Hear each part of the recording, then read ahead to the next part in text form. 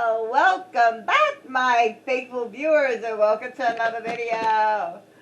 So here we are. Tomorrow's Thanksgiving. Yay. Now, I don't celebrate Thanksgiving in the traditional sense. I know what really happened. And if you don't know the real story of how Thanksgiving, look it up.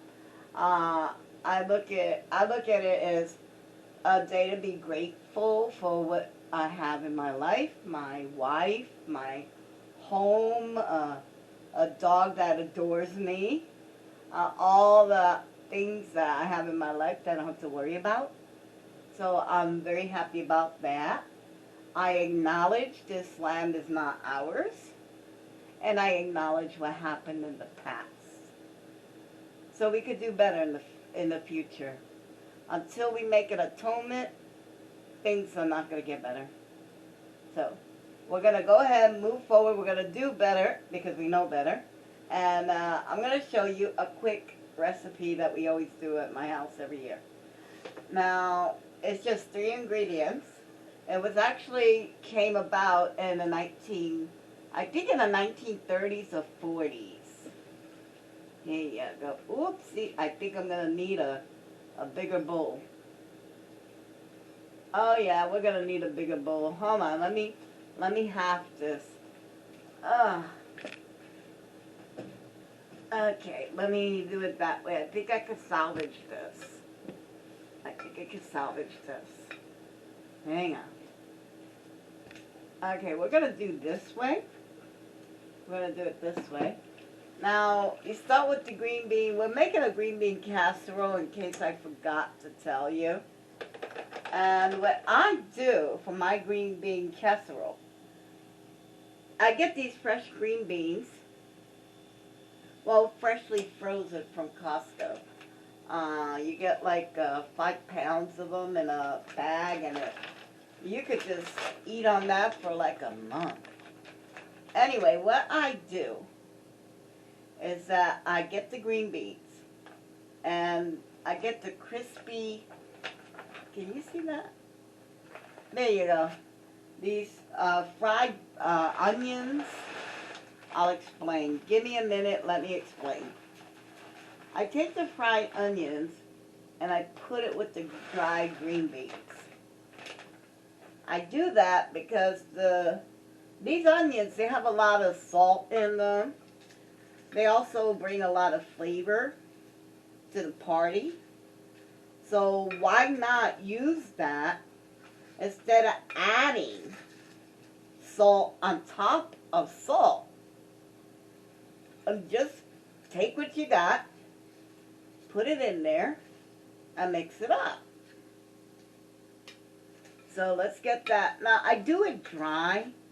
The reason why you want to do it dry, so you can go ahead and make sure everything gets a little bit coated with the salt and the seasoning and all the other yummy stuff. Now, what I'm about to show you happened way before the controversy, because we're going to just use up what we got. We paid for it. I'm not throwing it away. I will be eating the food I bought. But we are not going to be buying this brand anymore. Come on. Oh, God. Oh, I wish I had that little opener thingy. Let's see. All right. If you ever wanted to know how to open up these cans, okay, let me throw that there. Get a nice small spoon. I mean, I know it was the chicken noodle that got all the controversy, but if that's how they feel about me, they don't need to be getting my money. I'm sure I could look up a recipe to make my own. Not like I don't make my own spaghetti sauce. Can't be too much harder to make your own chicken noodle soup, or I mean, it's convenience. That's why they did it. It's convenience. But they need to convenience their way out of my life. I'm sorry, but you know what? After what we went through on the shutdown, all it shows is that big business do not care. They don't. I mean, they were pitting the sick against the hungry. If you think about it, nobody was going to win. Nobody was going to win. So, what I'm doing this year is I'm not going to participate in the marketing aspect of the holiday. Oh, I'm still going to decorate, still going to have fun. I'm going to make little hors d'oeuvres for, for parties or whatnot. And, we're going to have fun. We're going to make cookies and all kinds of good stuff that you do at the holidays. I'm just not going to spend a whole lot of money. So if you know somebody in your neighborhood, Etsy is a great place to find independent artisans. There you go. So we're going to go ahead and I like to line my pan. Put this at the bottom. Okay. Put that at the bottom. We're not going to waste none of it. I didn't mean to touch that. No, my hands are clean. My hands are clean. So let's go ahead. I think I'm going to make another batch of this and put it in there. I don't know. So anyway, like I was saying, I'm just going to remove myself from the marketing aspect of Christmas and Thanksgiving and all the other holidays. Because in the next 60 days, if the big retailers, if they don't hit their marks, they have a horrible year. So you don't care whether my friends or family ate. I should care about yours, Here we go. That's a big scoop right there. All right. There we go. Yeah. Don't worry, we're still going to put that little ring of onions around the edges. So we're still going to look pretty. Ooh. Yeah, you could tell that was a fresh green bean. But I suggest you do that too, You can remove yourself. That's what, honestly, oh my God. That's why a lot of people that you hear, they say that they don't like Christmas or they don't like the holidays or whatnot. Most of that's because of all the advertising and the spending of the money. And it's like, unless you make yourself go bankrupt these next couple of weeks, where you're paying for, you're paying your credit card down in January and February for stuff that you bought right now. People are probably gonna, what they always do. Play with the presents for a little while. Then in March, you're gonna see it all on the sidewalk. Because nobody wants it no more. So, make yourself, let's see, what's something that you could do that doesn't cost a lot? You can make cookies, put it in a jar, and give it to somebody with the recipe attached to it. I thought it was going to be in another bag. I think I could stretch it. Can I?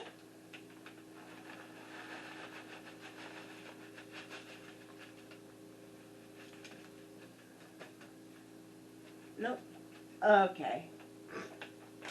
Alright, so we are going to need that other bag. Alrighty.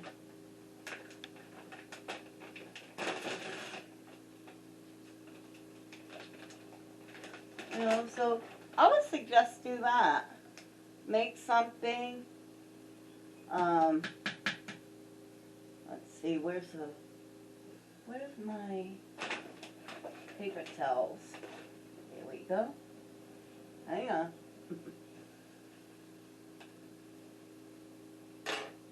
Put that in the trash.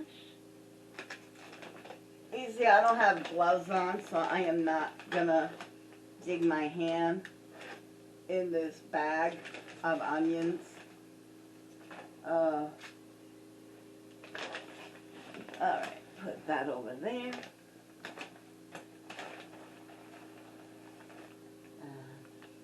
I know it's taking a long time, but I am not going to touch this stuff